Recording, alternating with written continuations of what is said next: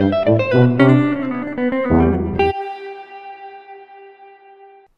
tout le monde, c'est Goodbye, j'espère que vous allez bien. Aujourd'hui, petite vidéo. Bon, j'espère que le confinement se passe bien pour vous. C'est un peu dur de tenir, de ne pas faire du vélo. Bon, pour faire passer le temps, je vais faire une petite vidéo pour aider les débutants. Bon, donc tous ceux qui sont confirmés, bon bah voilà, c'est confirmé. Mais cette vidéo s'adressera plutôt aux débutants, pour ceux qui commencent le VTT ou qui veulent s'y mettre. Et on va parler un peu de l'équipement de base. Bon, pour commencer, est-ce qu'il y a vraiment besoin de se ruiner pour s'équiper à VTT? Ma réponse est non.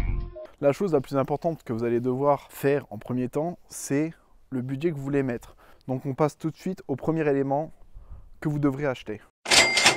Et oui, comme vous l'aurez deviné, le premier élément que vous allez acheter, le premier élément réellement utile en VTT, le plus important, c'est la sécurité. Vous ne devrez pas lésiner au niveau du prix. Bon, n'allez pas foutre 200 balles dans un casque, mais commencez sur des petits casques à 20-30 euros, ça sera déjà largement utile. Après, au niveau des casques, vous en avez de toutes les couleurs, de toutes les formes, avec des technologies différentes. Sur un petit budget, on va souvent retrouver une carcasse en polystyrène avec des mousses classiques. Donc plus après vous allez je veux dire, évoluer dans le prix du casque, plus après vous aurez un casque plus léger, un peu plus renforcé avec des technologies différentes. Donc voilà, tout est une question de budget. Si j'ai un bon conseil à vous donner, ne lésinez pas sur le prix du casque. N'achetez pas sur Wish, n'achetez pas en Chine. Ils n'ont pas les mêmes normes que chez nous en Europe. Donc voilà, minimum, allez, je dirais 20-30 euros le casque. Et après, vous montez en fonction de votre budget et de vos envies, de vos besoins. Et après, du design, hein, parce qu'il y en a qui vont claquer 150 balles pour avoir un superbe beau casque avec un gros design. Ça, c'est à vous de voir. On passe à l'élément suivant. On va parler du coup du haut. Qu'est-ce que vous devez mettre en haut? Bon là, sur la vidéo, c'est un t-shirt personnel à moi, Fox, que j'ai acheté. Alors, il n'est pas obligatoire d'avoir un t-shirt spécial vélo pour commencer réellement le VTT. Hein, vous pouvez prendre n'importe quel t-shirt, évitez vraiment tout ce qui est t-shirt au coton, vêtements en coton. Il faut un t-shirt qui respire, qui laisse passer l'air. Hein. Donc en général, les t-shirts VTT, ils sont faits en synthétique pour laisser passer un maximum la transpiration. Ça va vous permettre quand même de contrôler la chaleur corporelle, d'évacuer le plus rapidement la transpiration, parce que si vraiment vous mettez un t-shirt en coton, vous allez vous retrouver avec des auréoles de 2,50 m sous les bras et votre corps ne pourra pas respirer, il aura du mal à se réguler en température. Voilà, donc si vous avez des t-shirts synthétiques du coup chez vous, vous pouvez commencer avec ça. Maintenant, vous pouvez très bien acheter des vêtements spécial VTT, comme au départ, tout est une question de budget. On va dire qu'en VTT, vous avez des marques qui sont bons rapport qualité-prix. Maintenant, si vous voulez partir sur du Fox, etc., qui sont des marques reconnues, après, bon, il y a d'autres marques, hein, mais bon, moi je roule principalement avec du Fox. Certes, le maillot, ça sera entre 30 et 40 euros le maillot. Voilà. Après, toutes les marques ont leurs technologies différentes, mais vous n'avez pas besoin de vous ruiner directement pour un t-shirt. Vous prenez un t-shirt basique que vous sortez pour aller travailler dans le jardin, etc. Tant qu'il est en synthétique, c'est bon, ça respire, on est top. Donc comme pour le casque, gardez à la tête que tout est une question de votre envie, de votre budget, du style, etc. Voilà, on passe à l'élément suivant. On reste sur le haut du corps. Une paire de gants. Alors, la paire de gants, parlons-en. Il y en a qui sont team sans gants, team avec gants. Dites-moi dans les commentaires, ça m'intéresse de savoir ceux qui roulent sans gants. Bon, les gants, c'est pas obligatoire quand vous allez commencer le VTT. Mais réellement, pour ceux qui roulent beaucoup sur route ou qui font même en forêt, les gants, vous en avez à peu près à tous les prix. Il faudra compter une dizaine, quinzaine d'euros une paire de gants. Moi, c'est des gants été que j'ai. Donc, c'est des gants qui sont vraiment assez légers, qui se collent à la peau. Hein, n'allez pas m'acheter des moufles pour rouler l'été. Mais ça va vous protéger quand même en cas de chute. Dites-vous bien qu'en cas de chute, la première chose, c'est tout à fait logique, le premier réflexe du corps, c'est de foutre les mains en avant. Donc, si vous êtes dans l'herbe, à la rigueur, bon voilà. Par contre, si vous êtes sur de la bonne terre sèche ou sur un truc goudronné, etc., voilà quoi. Donc une petite paire de gants, vous en avez à tous les prix, mais pensez toujours à que ça soit assez léger, assez respirant.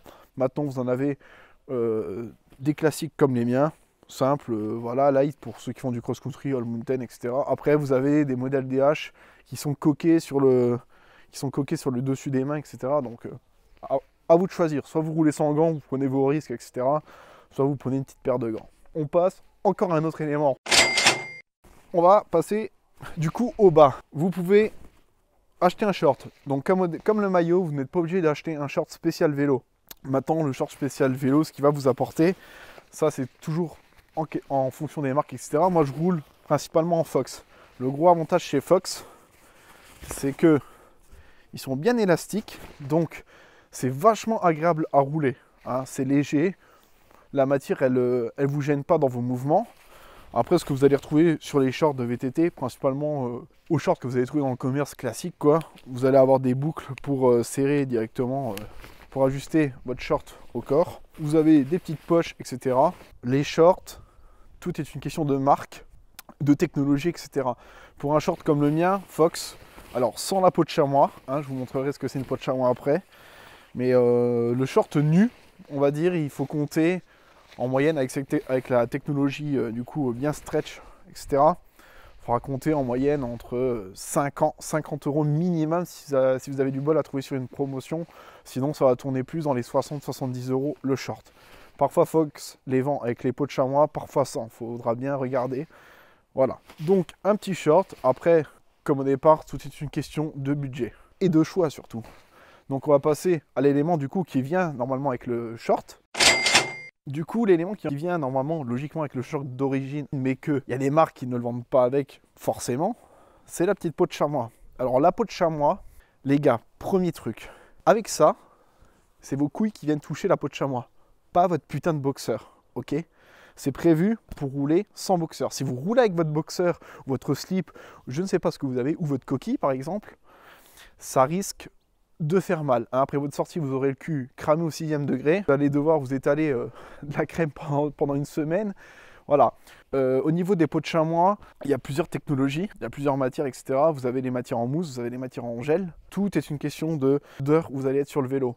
Hein, plus vous allez être longtemps sur le vélo, plus il faudra penser à mettre le prix dans la peau de chamois. Si vous faites une petite sortie d'1 heure, en général, les peaux de chamois juste en mousse, ça suffit. Maintenant, si vous êtes à plus de 2 heures, 3 heures et plus, va falloir passer sur des technologies un peu en gel, etc., qui sont vraiment un peu plus travaillées.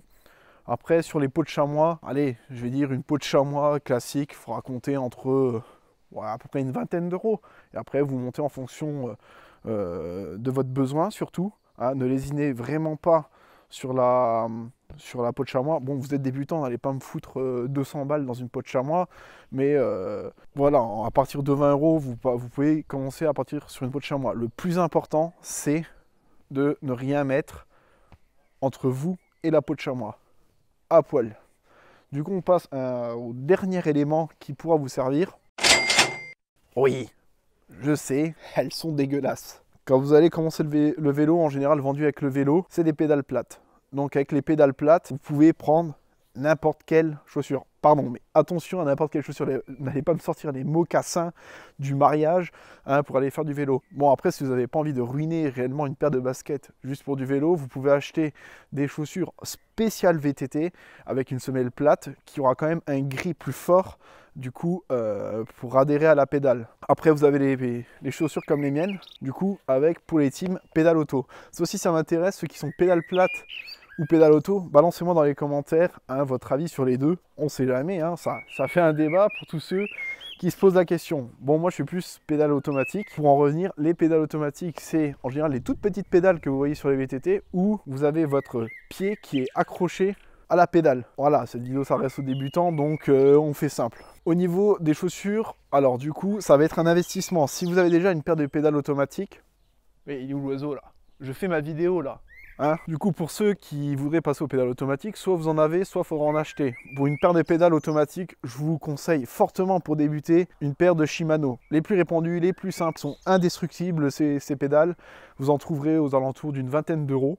Et après, c'est comme tout, plus vous montez dans la gamme, plus c'est cher. Vendu avec, en général, faites attention, il y a déjà les cales dans la boîte. N'achetez pas une boîte de cales pour fixer sur les chaussures à côté. Elles sont fournies normalement avec les pédales. Mais regardez bien sur l'emballage. L'investissement qui va être le plus chiant, c'est d'acheter les pédales, d'acheter les chaussures. Alors les chaussures, vous en avez à tous les prix. Vous pouvez avoir une paire, allez, je dirais dans les 30-40 € pour débuter, avec une semelle bien rigide qui va bien retransmettre votre force musculaire au pédalage. Le gros avantage que vous allez avoir quand même avec les pédales auto, c'est que vous avez votre pied qui est accroché à la pédale, donc vous avez une force à la pousser, vous avez une force à la monter. Tandis que les pédales plates, vous allez toujours appuyer sur la pédale, mais par exemple en montée, vous avez tendance à décrocher le pied de la pédale, parce que bon, le pied n'est pas fixé, et vous n'avez pas la force quand vous tirez sur le pédale qui est retransmis au vélo. Donc après, tout est une question de choix. Les pédales auto, il y en a plein qui ont peur de s'y mettre. Je vous rassure, les pédales, elles ont un réglage, vous entraînez sur une ligne droite, en herbe, etc. ou contre un poteau à décrocher. C'est souvent ça qui fait peur les premières fois. Mais en général, tout va bien. Vous réglez votre tension de ressort qui sera sur les pédales. Et voilà, bon, si vous voulez, je vous ferai une vidéo appropriée aux pédales, ça sera plus simple. Du coup, pour récapituler, les seules choses où vous devrez rien lésiner, ça va être surtout le casque et la peau de chamois. En parlant de ça, du coup, je vais vous faire un petit listing de produits que je vous mettrai dans la description. Alors, allez bien regarder la description en dessous de la vidéo. Pour ce qui est de moins cher, je ne suis pas sponsorisé, mais je vous conseille Decathlon. Voilà. Pourquoi? Parce que c'est une enseigne qui propose de débuter le vélo à petit tarif. Donc pour 100 €, vous avez largement de quoi vous équiper. Donc je vous mettrai des liens dans la description, allez checker ça. Voilà, du coup cette vidéo s'achève. J'espère que ce confinement va bien finir. Prenez soin de vos proches, prenez soin de votre famille et faites attention à vous. On se retrouve bientôt sur le vélo. Bye.